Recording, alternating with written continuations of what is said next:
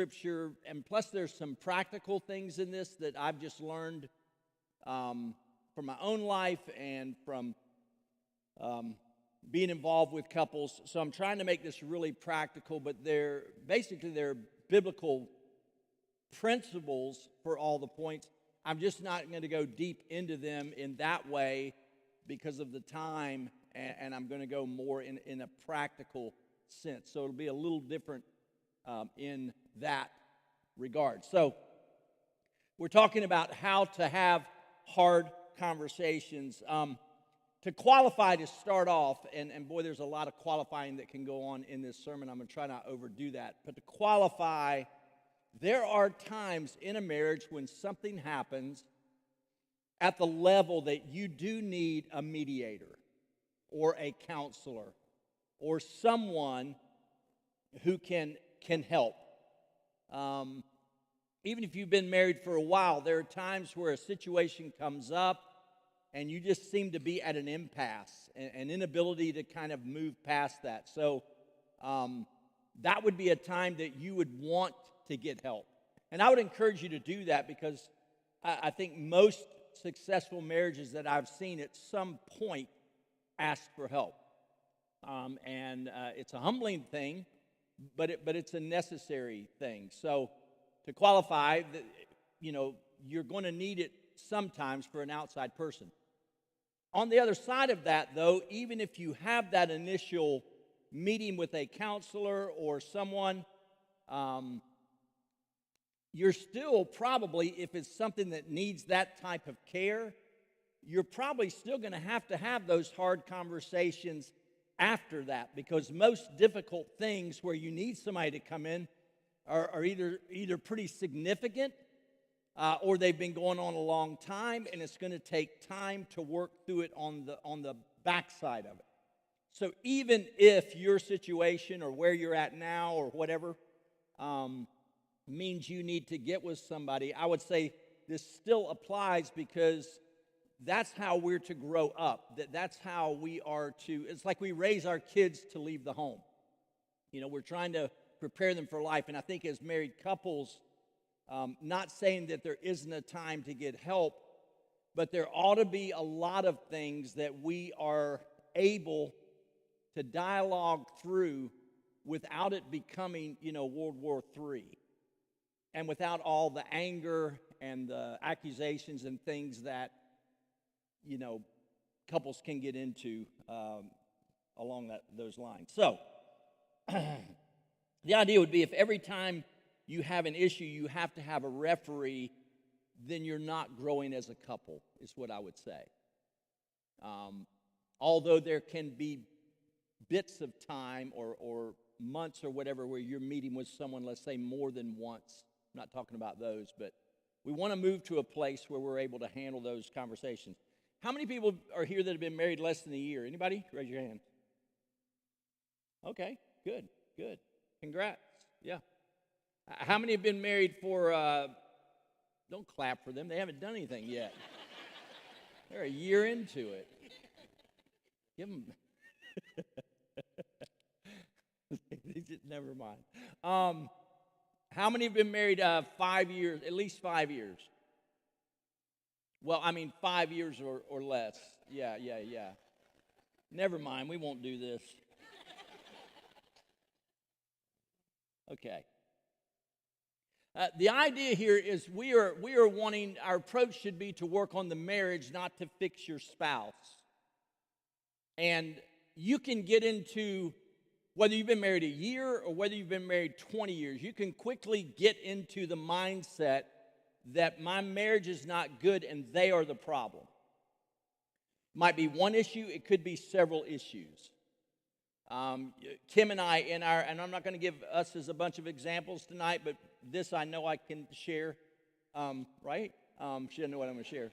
In our first 3 years of marriage, there was ongoing problems, and we were both convinced.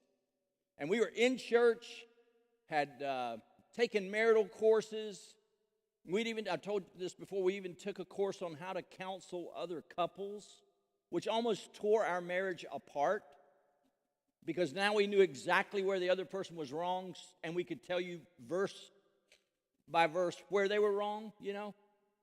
So the mindset has to be like, even why we're here tonight is we're wanting to work on the marriage, not necessarily fix our spouse. In fact, that shouldn't be our goal at all. We want to pray for our spouse, be there for our spouse, but ultimately, your spouse getting fixed is based predominantly on their relationship with the Lord and if they're wanting to grow. And I'd say that would be, for us as believers, that would be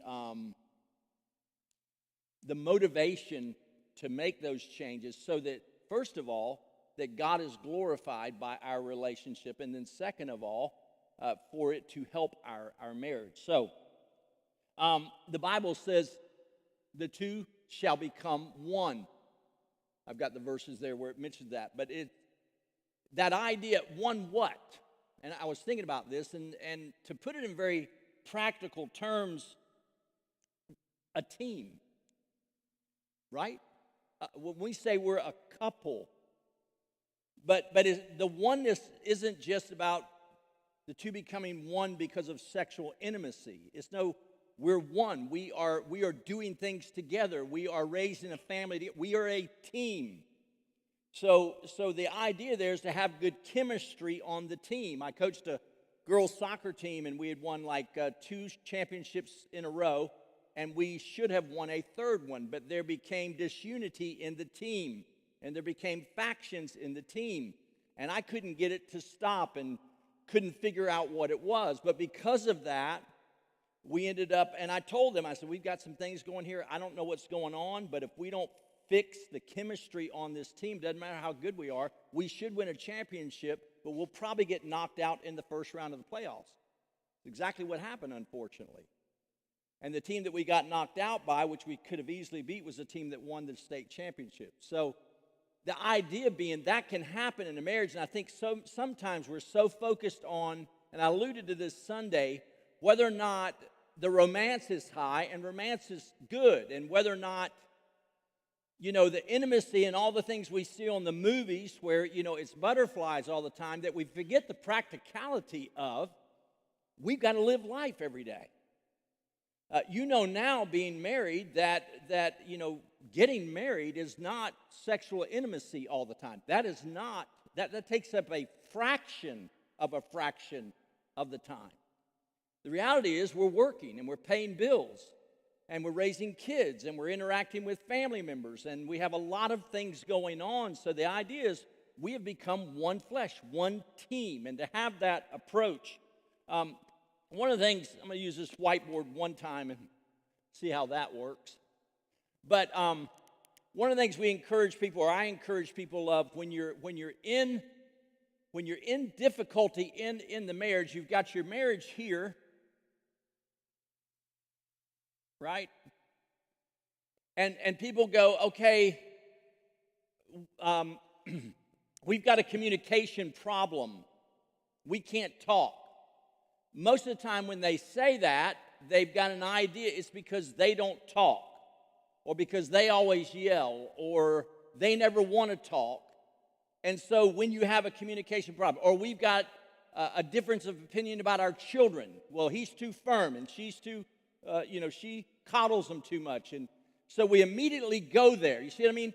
In other words, the way we need to view it is the marriage and then your problems, whether it's kids, whether it's communication, whether it's finances.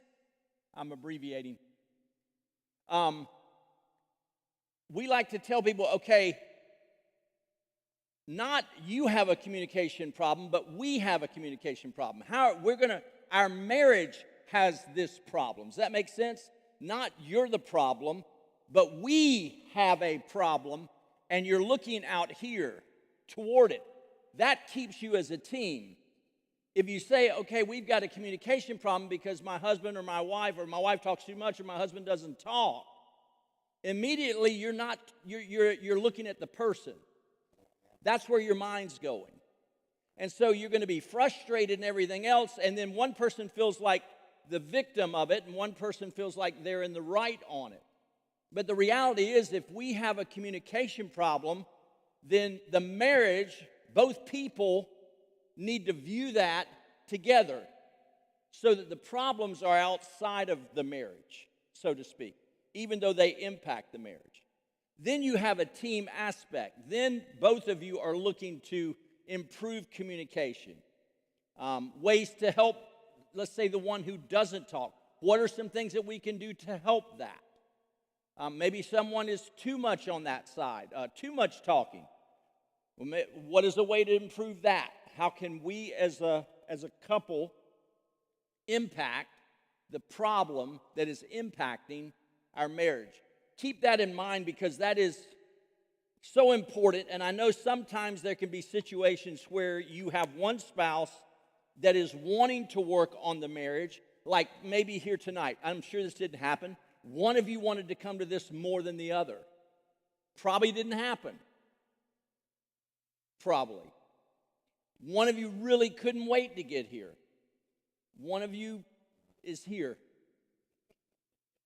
to prevent a problem, right? That could be extrapolated over to other areas of our life with any event or any place that we go or anything that we do.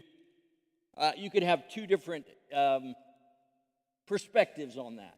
But we're doing this together. What's going to help us do better? What's hurting us towards doing better? On any problem that we have, that's the way. It's a we, not what are you going to do to help this get better. Now, there are times where somebody may be solely responsible, but I think there's still the idea that the spouse says, how can I help? Right? Instead of just, you need to change, how can I help in this? Big difference. And one of the most, I think, difficult things to get past when counseling a couple is when one person is convinced that the other person is 100% wrong. And I'm going to come back to that and explain that a little bit, because sometimes one person can be in the wrong, but I'm going to give us something that might help in terms of maybe bringing some compassion into that. So, what is the hard conversation as opposed to a normal conflict or normal conversations that we have? Kind of for the sake of this particular talk, I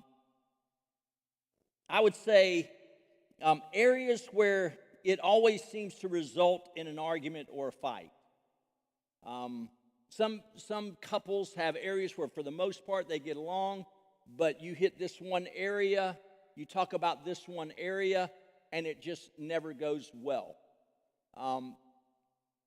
So much to the point that because of that, we're fearful and we don't want to talk about that.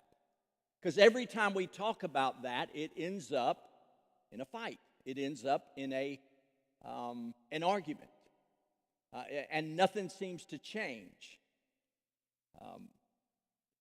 Another note on that, the problem with that is if there is a problem that is causing that much dissension between you, and you just stuff it down and you don't go near it, that's going to go into other areas. It won't be long toward you'll see some similarities between that and something that's happening here. And if it's something that means a lot to you, if it's something that is really getting to you, then stuffing it down is not the answer. We'll talk about that a little bit in a minute. Areas that have continued over time, kind of a source of frustration. You've tried to talk about it, nothing happened. You feel like you're still dealing with it. It's still in the relationship. Same things are happening. There's no improvement. Also, there can be areas where your spouse might be involved or doing something that you believe is like harmful to them, and it's been something very difficult for you to talk to them about because you get a lot of resistance over it. Sometimes in all of these areas I mentioned, we just kind of give up and we hope it goes away. You know, we just hope it doesn't happen again. Then if it does, now we're back at square one. Then there's areas you've argued about and never really had a helpful conversation. This is common a lot with people in the sense that don't like confrontation, and to talk about it again is just going to really stress them out, and they don't want to deal with it, so they end up just kind of tabling it. So that's kind of where we're going tonight for those types of things. There are other things. If there's an adulterous situation, if there is some kind of critical thing that happens where you may need to have someone involved, again, you're still going to have honest conversations about it. Here's the thing, though. If you're here primarily to learn how to confront or talk to the other person about something and not to think and learn about how to respond to being confronted, then you've already started off wrong. In other words, there should be, I think, a hesitancy to confront somebody. If you can't wait for your spouse to get home, or you can't wait to kind of learn what you need to learn so you can sit them down, I can just tell you it's probably not going to go well. The reality is there should be a real hesitancy, almost a reluctance, but I know I need to do this. But if you're chomping at the bit, I always tell people, if you can't wait to get in front of the person, and these principles apply, I think, a lot even outside of marriage with other relationships that we need to have a conversation about. I've found in my life experientially that if I am really wanting to have that conversation and I can't wait to get in front of that person, most of the time I do not do that in the right way. I come across way too hard. I'm quick. If there's any defense on their part, I'm quick to nail it because I've already, you know what I mean? I've already played it. I already know what the problem is. And there's just not a lot of humility or grace in what I'm saying, which brings me to these verses here. This is kind of the overriding verses for what we're going to talk about tonight. Ephesians 4, in fact, the whole chapter in Ephesians is a great chapter. Ephesians 4 is a great chapter which talks about how we're to deal with one another. Now, this isn't related to marriage, but if this is talking about the way I'm supposed to treat you, Rick here, and the way Rick is supposed to treat me, we don't chunk that when we get home, right? That'd have been a great time for an amen, okay? And I think sometimes, if we're honest, we treat people who we're not married to with more grace and more biblically than we do our spouse. And it really, shouldn't be, but it should be different, right? I mean, this is our partner. This is the person we're living with. So keep that in mind as we look at this verse. This is a verse written not in a marriage context, but in a brothers and sisters in Christ context. Therefore, I, the prisoner of the Lord, implore you to walk in a manner worthy of your calling, with which you have been called, with all humility and gentleness, with patience, showing tolerance or forbearance for one another in love, being diligent to preserve the unity of the Spirit in the bond of peace. Okay? 4 prerequisites to hard conversations, or conflict in general, but especially to hard conversation. I've actually put in a 5th one, but humility, gentleness, patience, forbearance, and then diligent or making every effort is another translation, making every effort in preserving the unity of the Spirit. So, real quickly, we don't have to create unity, we have to preserve it. We have unity through Christ because of Jesus Christ, right?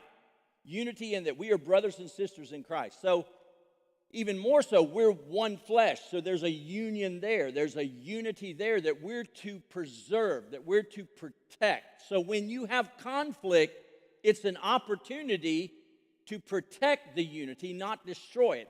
Most conflict, though, most hard conversations often end up causing more division, right? More disunity, because we go about it in the wrong way. because we're in the wrong. You don't have a hard conversation when you are so mad you could hurt them, right? Not a great time. You don't do it right after the last time they did that, and I'm ready and I'm going to go. There's a process that you and I need to go through before we sit down with that other person so that these things are there. And these things don't involve the other person, they involve you and me. If I'm wanting to have the conversation, then these things ought to be at the top of my list. If they are, there is a much better chance that that conversation produces good rather than bad. Much better. So, I was going to say, we're one, so we need to fight to preserve the unity. But there is a correct way to fight. Not argue, but there is a correct way to bring something to someone. And I could bring you verse after verse after verse about where the Bible talks to go to someone, to go and talk to them, to restore gently. The Bible speaks about it, the word to reprove, rebuke, exhort, all of those things, admonish. So the Bible never tells us to stay away from conflict. It does tell us how to approach it and how that we can not just have a fight over it, but we can actually have something that makes us stronger as opposed to weaker. The problem is most people that try to have hard conversations many times are making it worse than better, because then new things get brought in, new hurts get brought in, new accusations get made, and all that does is hurt the relationship. So we're trying to do something that is going to help, which brings up the first point. And we're going to refer to I wanted to put those up there because we're going to refer to those as we go through these steps. They're kind of woven into the steps of how those show up. First thing, do the personal work first. Do the personal work first.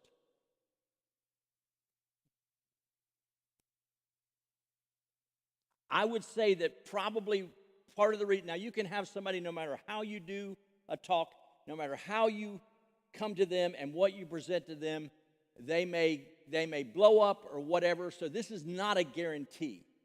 However, if you don't do the first part and do the personal work, the odds of it going well have just gone down exponentially.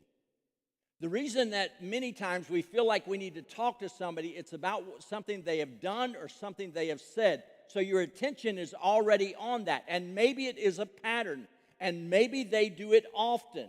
Maybe you're exactly right. But how you come into that is going to greatly impact. In other words, if you do it wrong and it doesn't go well, you could walk away and say, well, I told them, and look, they haven't changed. But your way of doing it could have blown the opportunity for them to change. Right? Y'all with me tonight? I know it's Friday night and you guys are going, I'm not coming Sunday. Maybe you brought it up too quickly. Maybe you brought it up when you were heated in the moment. Maybe you had thought about it and you thought, I'm going to do it right now. In other words, there's no plan for it. There's no thought put into it. You're assuming also that you know exactly what needs to be said. Just because you know them doesn't mean that you know in that moment, a word fit for the moment, the Bible says.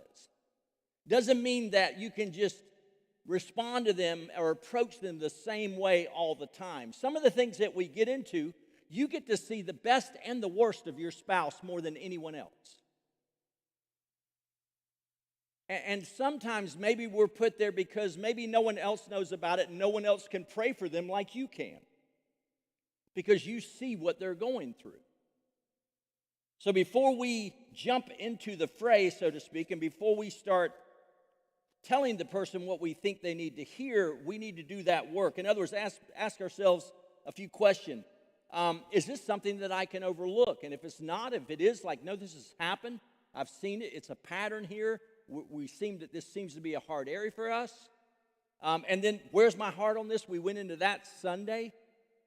Am I convinced that they are 100% in the wrong and that they're the issue? There's a verse I want to use on this in Matthew 7. We're all familiar with this, maybe this part, but you will once we get into it. It says, "Do not judge, so that you will not be judged. For in the way you judge, you will be judged, and by your standard of measure, it will be measured out to you."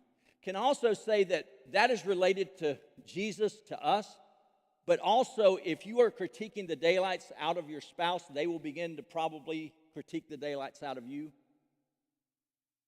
In other words, the way I respond to Kim will dictate many times the way not all the time, but it can have a bearing on the way she's responding to me without us even talking about it. So we have to be careful that the way we're judging what they did or what they said is in the right way. It's not that we don't make a judgment. So then it goes on. This is where most of us are familiar with. Why do you look at the speck that is in your brother's eye, but do not notice the log that is in your own eye? Or how can you say to your brother, "Let me take the speck out of your eye, and behold, the log is in your own eye"? You hypocrite, first take the log out of your own eye, then you will see clearly to take the speck out of your brother's eye. See, a big problem in marriage is that we can believe our perspective is the right perspective. We don't understand many times that because I'm a broken person, because sin has entered this world, my perspective of my wife can be tainted. It can be skewed. I mean, how many times have you had a disagreement, and when you go back to try and work it out, both of you have different stories? And one of you is saying something that you don't remember saying, or you didn't say it like that. But the other person is pretty sure that's exactly what you said and exactly what you meant. How many times do we get there?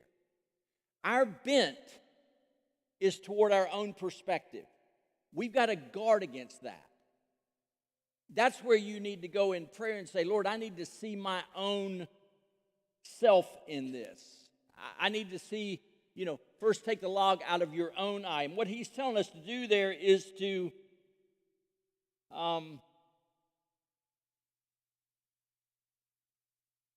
look and understand that the way we see it might not be the exact way of seeing it. When they said something, to understand that what they said may not be exactly what we thought they meant. That what they did might not be connected to this thing over here, because we tend to connect things. If I think that my perspective is completely right, I'm going to be very unforgiving in that talk. No, I know what you did. I know what you said. Even if you know coming at it from that angle is going to immediately put the person stepping back. You may be right, but do you see where you've put them? Remember, the goal of confrontation is always reconciliation. It's always to restore, not take the other person out. We assault the issue, not the spouse. In other words, the reason I can't see clearly is because of my own sin. I can be hyper-focused on what they are doing, so to the point that I become critical of them. I can become convinced not only what they did, but why they did it. We go to motive. We say this a lot in counseling. Be careful about going to motive. Now, the problem is that once we know each other and we've been married for a while, we can kind of sometimes guess at the motive, but I think it's really dangerous to say, okay, I know what they said and I know exactly why they said it. Because if we know why, and that's not good either, then we're going to be twice as angry now. Not only did you say that, but you said that because of what happened yesterday. I know y'all don't do this, but there's people out there we need to pray for who looked at this way. You said that because yesterday it looks really familiar, and yeah, now I know, and boy, you said that to them, and whatever. We tend to just start. See, I'm already upset because I don't like what the person said or what they did, right? Now, if I'm just throwing gas on the fire and saying, well, yeah, and they did that, now I'm starting to link things that might not even be related to that particular thing, just out of guessing, just out of my mind and thinking I know their motivation. Again, that's hard because we know our spouse. But I'm saying going there isn't helpful. It's just not helpful at all. All it does is it brings our level of frustration and irritation up, and the ability to reconcile down. Here's the other thing. Let's say you're in a situation where the other person is 100% wrong, just 100%. Let's say you said something, you were asking a question, and they just blew up at you and just rip you. And they've done that lately. Maybe they've got something going on at work. I don't know, but you seem to be the brunt of it. So let's say you can almost say, okay, I'm not the one doing this. Keep in mind when you go confront your spouse, I'll use me as an example. I won't use my wife, and I won't use you. When Kim confronts me, here's where I go. Not necessarily to defend, because most times she's got me, but where I go is, do you know what I've let you off for? Do you know what I could have brought up? Do you know how you disappointed me here? You see what I mean? Here's the thing. What we need to realize is you're talking to somebody who probably has something they could talk to you about. So understand that when you come in saying, because they're going to say, oh, you're going to get on me on that? You're not laughing or anything tonight. This is pretty, I must be saying the right things.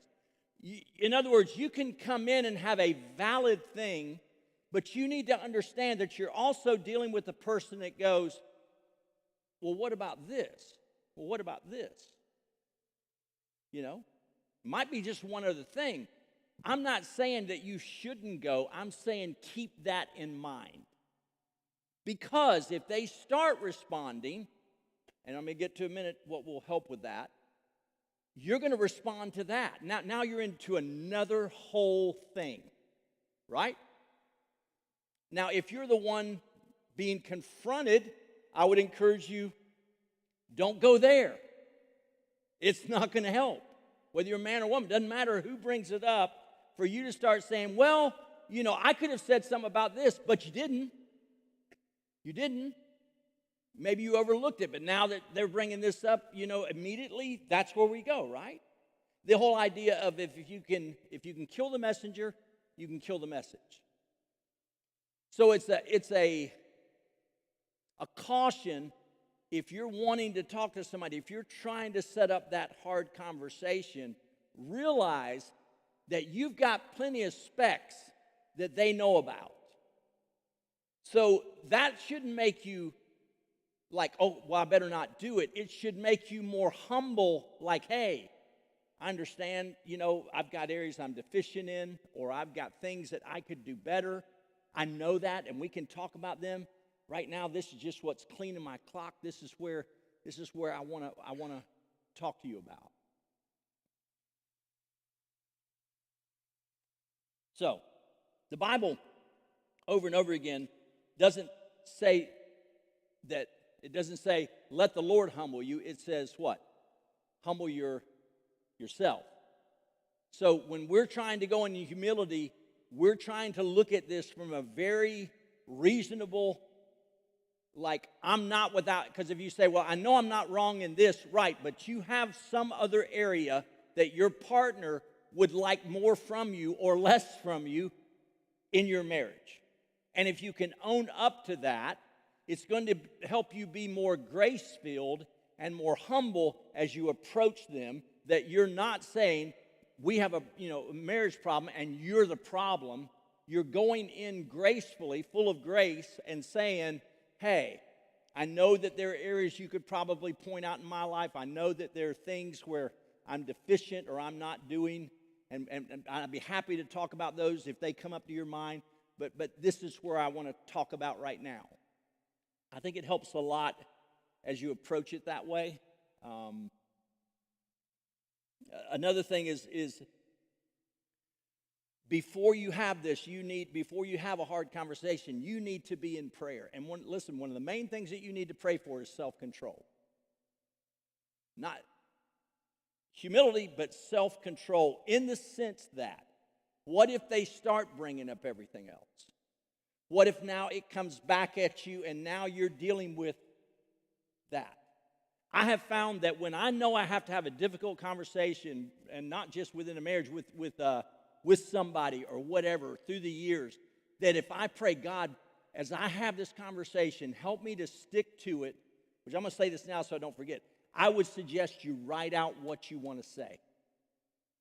It's that important that you write it out. I would not wing it. If you've got a conversation that has been a real problem in your marriage, and you say, listen, don't waste this opportunity. You don't get a lot of chances at it. Even if it's an outline to where you're like, hey, I want to make sure I do this right. Number one, that's your teammate. That's your spouse.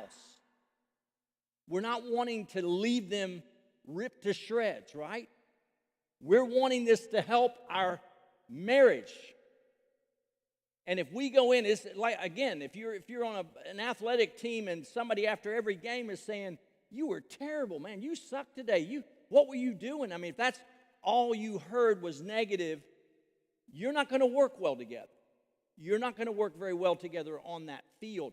We've got to keep that in mind, that we are doing life together every day, and we are a team.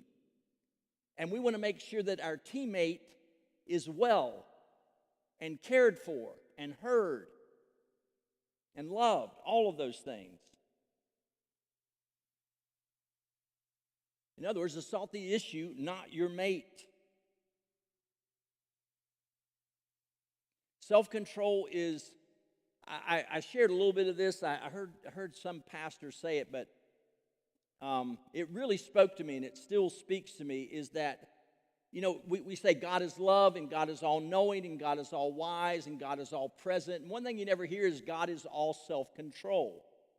But what he was trying to say is that God has so much self-control that when he said, I'm going to set my love on them, I am going to love them, that nothing that he has so much self-control that whatever you do, he doesn't respond like we would. That he has the ability to control himself so that even when we disappoint him, he goes, well, I've already decided to love them, and if they'll confess their sins, I've decided to forgive them and not hold against them. Well, fruit of the Spirit is self-control. So before you go in there, pray, Lord, help me not to respond. Help me to have self-control. Help me to be able to control my emotions. Help me not to respond in anger. Pray it a lot. Every time that I have done that, I can tell you he's helped me. That's one prayer that he has always answered. Thank goodness for me. Not that I've prayed every time I should have prayed. But when I have really spent time and I knew there was a difficult conversation coming, and I took the time to say, Lord, I know they could not respond, or they may act like they don't care. Whatever, what happens when you're having a conversation like that, and you can start to feel your frustration. You can start to feel it rising up, like they're not listening, or they're not taking me seriously, or they don't really understand what I'm saying. Personally, I think that ought to be a prayer for our marriage altogether. I'll cover that at the end, though. So, as we're talking about that, about not assaulting the issue, brings up the second point, which is this: do away with accusatory and definitive language. In other words, as you're going through how you want to go through this, and you may be thinking, is this really necessary? Not for every hard conversations, but I would just tell you, for a lot of them, I'm serious. You ought to sit down and write it out and think through and pray through what you're going to say, especially some marriages where there is a lot of contention and a lot of stuff going on. You don't want to add to it when you're trying to do something that's supposed to help it. So write it down, but do away with accusatory or definitive language. In other words, if you lead out with this, now don't get mad. What have you just accused them of? But what's the insinuation? Every time we talk, what? You get mad. Hey, now I don't want to upset you. Right away, those terms are putting somebody on the... And then, now don't get defensive. Listen, I don't know anybody in the world that you can confront with something that they're doing wrong and isn't going to get defensive, including you and me. That would be in the world. Right? Our natural response is not to go, thank you, and hug their neck. Wring their neck, but not hug it. That's not our natural response. And when we say something at the beginning, we set the tone for that conversation. Now, you can be genuine in that, hey, I know this is going to be hard. I just didn't want them to get upset. But when you say things that are immediately like, okay, I'm going to come at you, and I'm expecting you to do this or do this because that's what you do, you've already accused them before you ever get to the confrontation. So now you've got them defensive. Listen, once you put them on defense, their mind is going to an ongoing defense, not what you're saying. Then almost everything after that, if you start and put them on the defense, now everything you say, they're going to be looking to defend. And we need to take ownership that how we say that, how we do that, how we set this conversation up.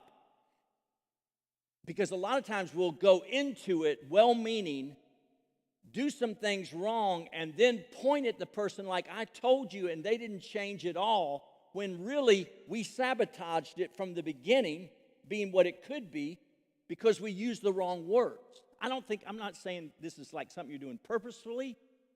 I think you can say that because maybe they do blow up a lot. You know what I mean? Maybe they do have a volatile temper. Maybe they do get hurt or offended. Some people get angry. Some people immediately start crying. Just depends. I know Adam starts crying with Haley. It's fun to watch. But in other words, we don't want to undo it before we ever start. So how we approach it, how we set it up, like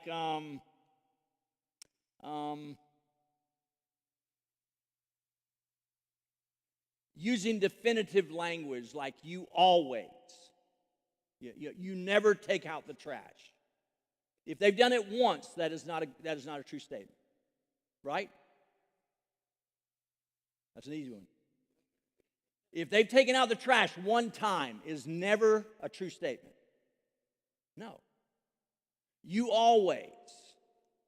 Like you could say, hey, you could open up the right way and say the right thing, and then you can go to you. Again, don't be surprised if they get defensive.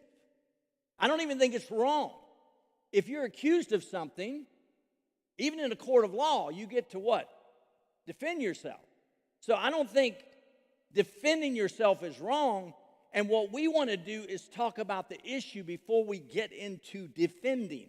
Because then it becomes, then we'll start pulling from other things to say, well, you did this and you did this and you did this. And then it just goes crazy.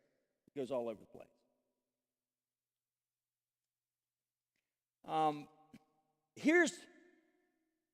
And boy, I wish I did these better. Here's another way to open it up with that I think allows for the conversation. And just think in your mind if someone said it this way. I think it takes away. I've got something that I need your help with. Now, how does that How does that? Okay, what you might need help is hey, you're blowing up at me, and you're doing it increasingly here, and I'm having a real hard time getting past it, and I need your help with it. Can we talk about something I think might be helpful? See the difference? Now, right away, that's not being deceptive. That's not being underhanded.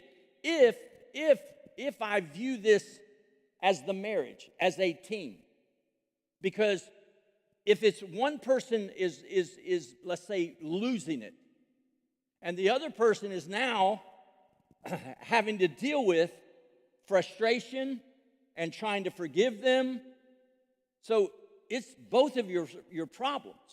And I think it's a valid statement to say, hey, we got to help each other in this. I could use your help in getting past this. And yes, sometimes it means that they acknowledge what they've done, but right off the bat, what I want to do is pull them in and understand that, hey, even though the person might be the one that bears a lot of the responsibility, I want to work on this together, and I want to help with it. What can I do to help with it?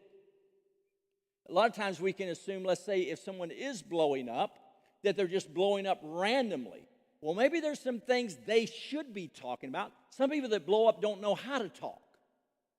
They've never had that before. They grew up in a home where that's what you did. You blew up. You didn't like something, you railed at it. So that's what they've learned.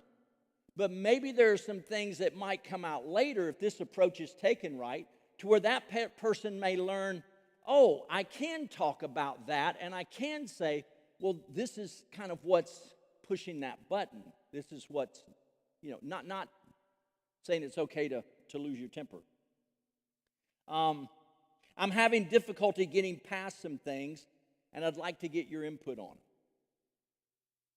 it. I'm struggling right now, and I need to give you my perspective and get yours on the situation.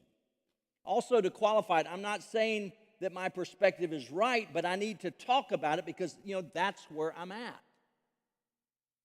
And just for, even outside of conflict, we've got to realize that we are two different people who view the world differently. I heard a statement one time like, the older you get, the more alike you become, and I don't know about that.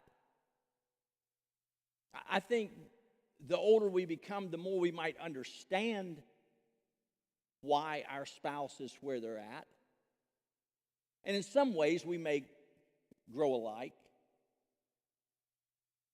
Does that make sense, though, what I'm getting at there? Is if I came up to you and said, hey, I'm working through something right now, and I'd really like to talk to you about it. That's a big difference. Because it acknowledges us as a human. That, hey, even though what I'm working through is something that you might be doing or saying, they're going to have to work on that, and I'm working through dealing with that and handling that and still trying to love my spouse even though that's happening. So it sets up the stage for us to have, I think, going into a hard conversation, we want to make it as gentle and as easy as we can to where we don't put them off before we get to what we're wanting to talk about. Which then brings up the third one, which is to speak honestly. Mentioned at the front, not talking is also not honest. I'll talk to the men. Men, we have an idea sometimes that showing our feelings is a sign of weakness. Like if I were to say, honey, you hurt me. That just makes me feel like a pansy. It shouldn't. It shouldn't. She's my wife. She can hurt me. But it took me a long, long time to be able to say that. But here's the thing, if you don't say that and you don't talk about it, That's not speaking honestly. You're not being truthful with where you're at. And we've got to step out of that like it, real men don't get hurt and real men don't get their feelings hurt. Like to say I got my feelings hurt. I almost have to go into another, you hurt my feelings. You know what I mean? I have to go to some place different. Now that's just me. But sometimes we have to get past that.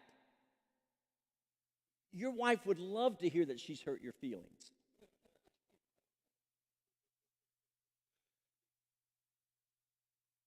I was being funny, but she actually would like to know something touches you. That something moves you besides football or golf or your work or whatever it is that we get into. So for us, for some people, and sometimes it can be the woman who is less talkative. Some ladies just don't operate or whatever that way. But just wanted to say from the get-go, not talking is also a form of lying or saying nothing's wrong when there is something. Although there are times where it's probably, church is not a great place to have that conversation. You might want to have it later. Ephesians 4:15 says, speak the truth in love. When we get into this conversation, I think a good word to use is when you say that or when you do that, this is how it makes me feel. Because there are feelings attached to what the other person does. Do you agree? There are feelings attached to and response to what the other person does. They looked at you that certain way that they look at you, which said a paragraph, right? And you all of a sudden now have feelings. Now, we don't live by feelings and we don't operate, or we shouldn't operate by feelings. However, feelings are real. They affect our emotions. They affect the way we respond. So instead of saying, you're doing that and that's wrong, let them know how you're feeling. See, when I say,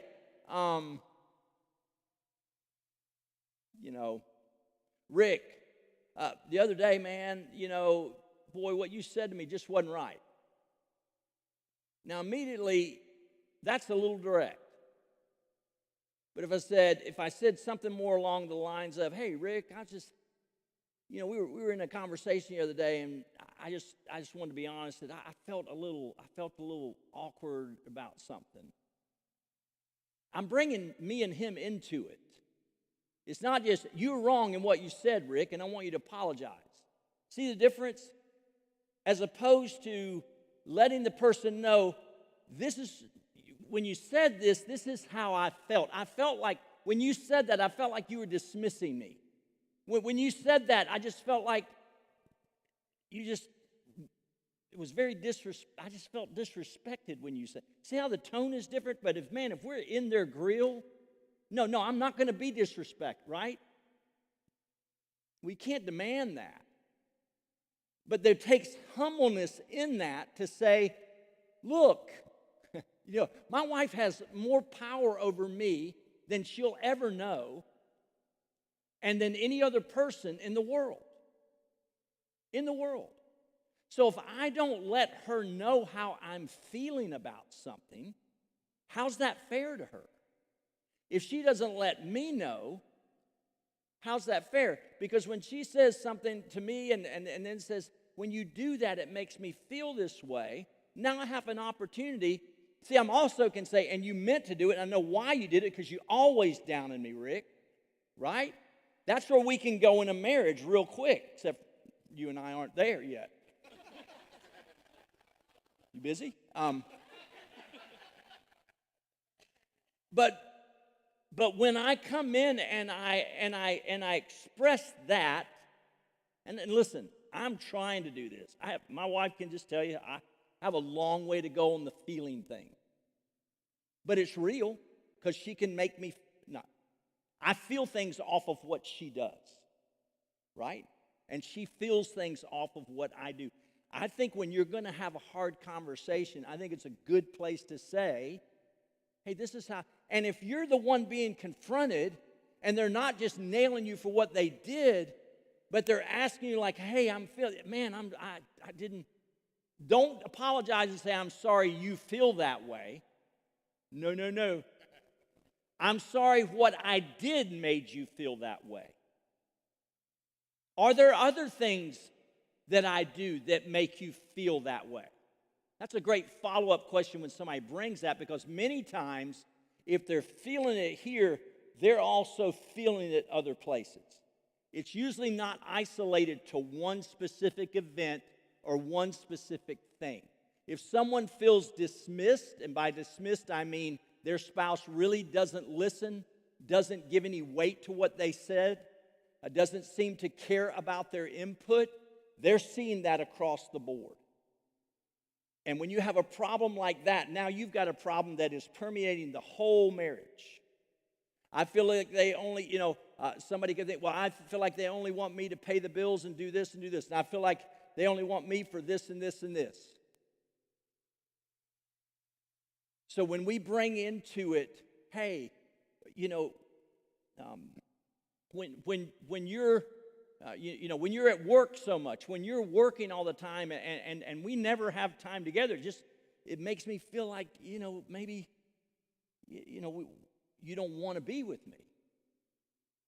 Now I know somebody can blow up at these. I know there are people who have a spiritual gift of anger, and it's not a spiritual gift, but they can blow up at anything. I get that.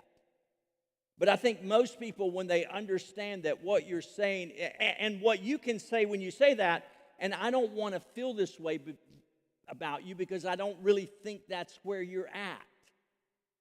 But when this happens, it is affecting me this way. And I'm not saying that I respond in the wrong, because then if you're shutting down and you're kind of giving them back, maybe they blow up, you shut down. So you can now be responding, so you need to acknowledge that. And I'll be honest, I've not responded the way I should to you because of these feelings. So that's where we need to help each other get to where we need to be. Is that making sense to you guys? That you acknowledge those things. It's not like everybody has feelings. Some people just show them a little more. Some people don't, but they have them. And we need to realize that and speak honestly with the other person.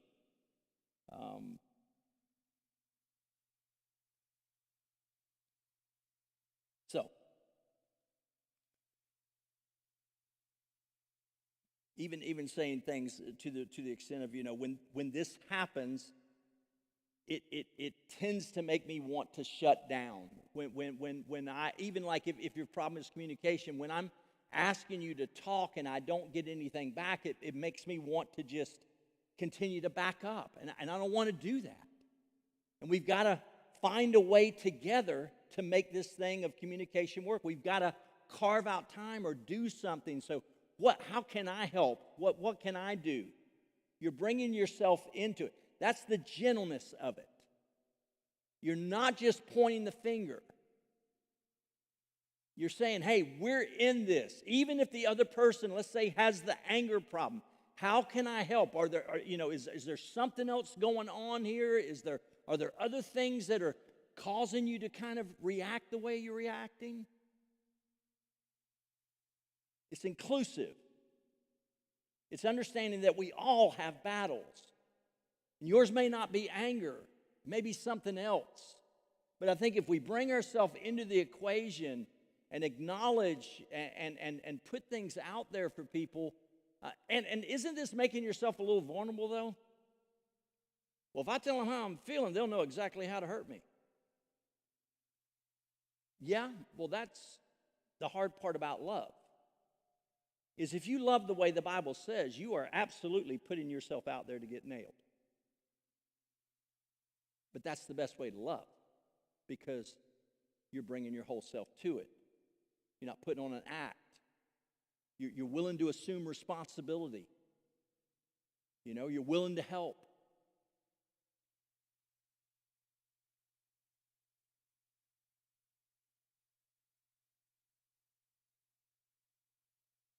I like this. Silence can be peaceful, but it's poison over time. If you're that couple that goes, well, we don't have issues, we'll blow up every once in a while, but then, we have makeup sex and whatever it is. I think that's a younger person's thing. Never cover up that with intimacy. I'm not saying you withhold, but you need to settle what you need to settle. And just saying, and it keeps happening, after a while, the sex isn't going to be good enough.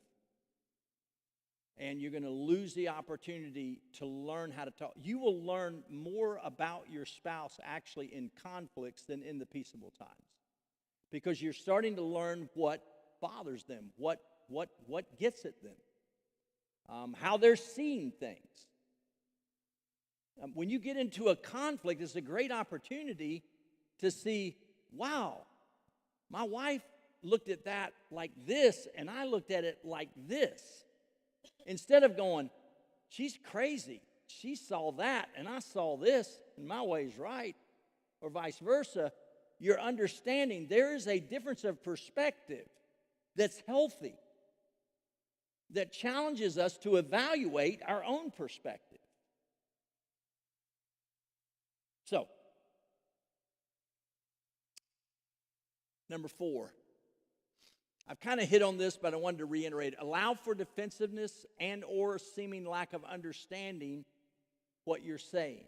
This is where patience comes in.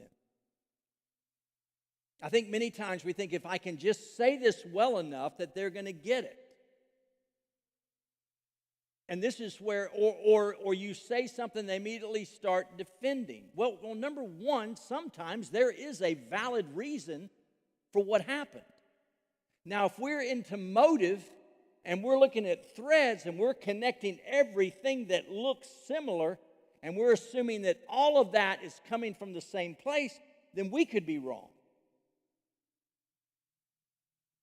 But when the person gets defensive, there again, it's good not to be defensive, but most people I know, like I said, when confronted are going to get defensive.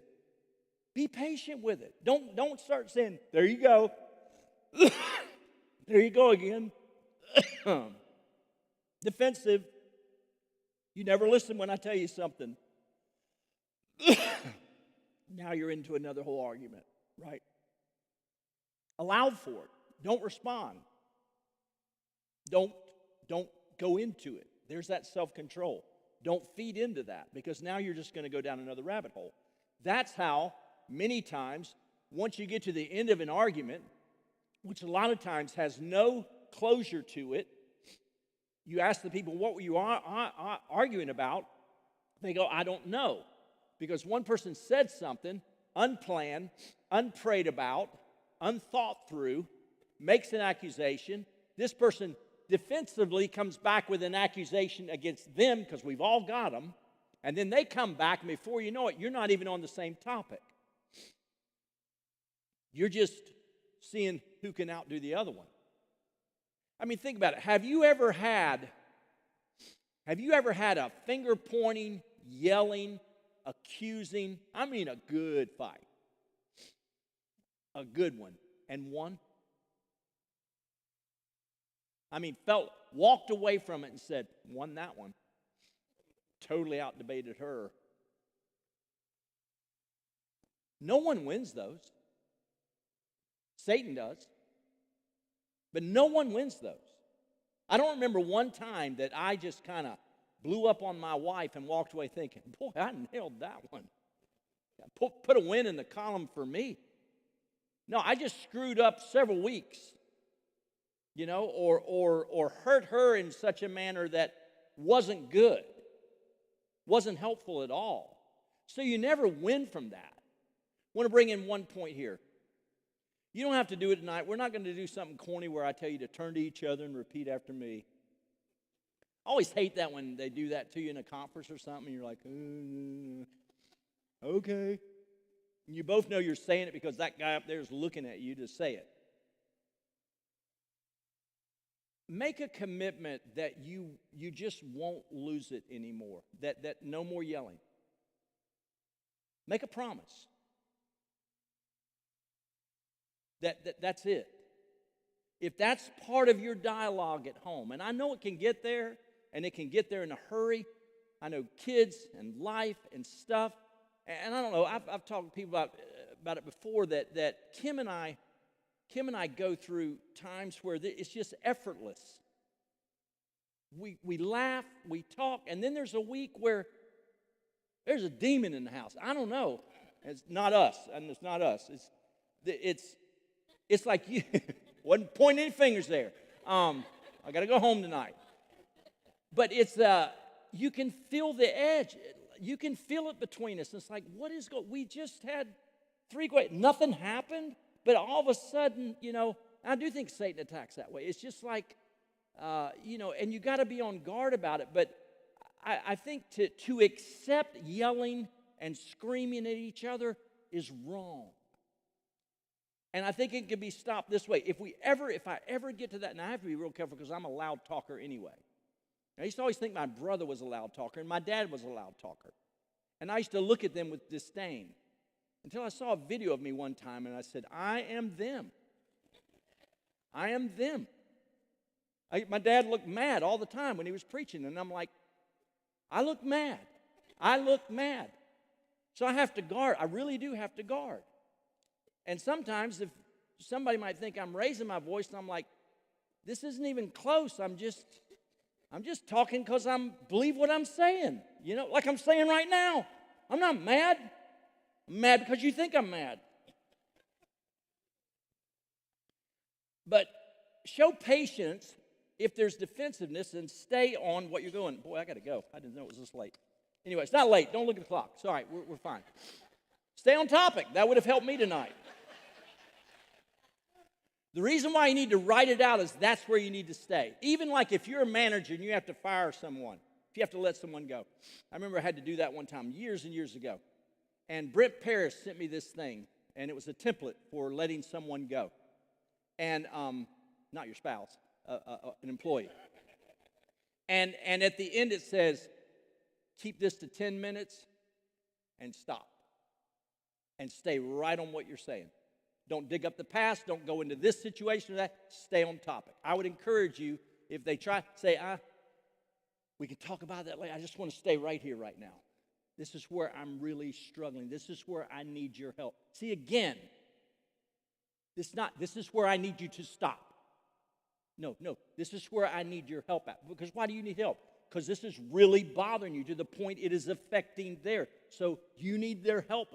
And their help might be to stop what they're doing. But the way we frame it is critical. Don't bring in multiple issues. Just keep reiterating, I just want to stay right here. Then number 6, ask how can we make this better? How can we make this better? So once you've brought out the thing, hey, this is the situation. This is where I'm at. This is my perspective on it. This is what I'm feeling. So what can we do to help this? Now, sometimes that can bring up more, but again, what I'm trying to do is teach us to go we instead of you.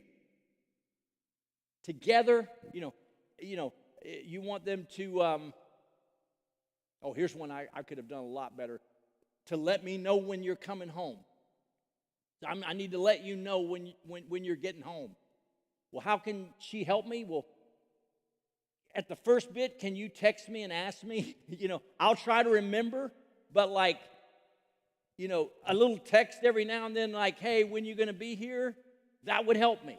I think sometimes I just forget. Sometimes I get focused on what I'm doing. That wasn't our conversation, but that's an idea of what you could do.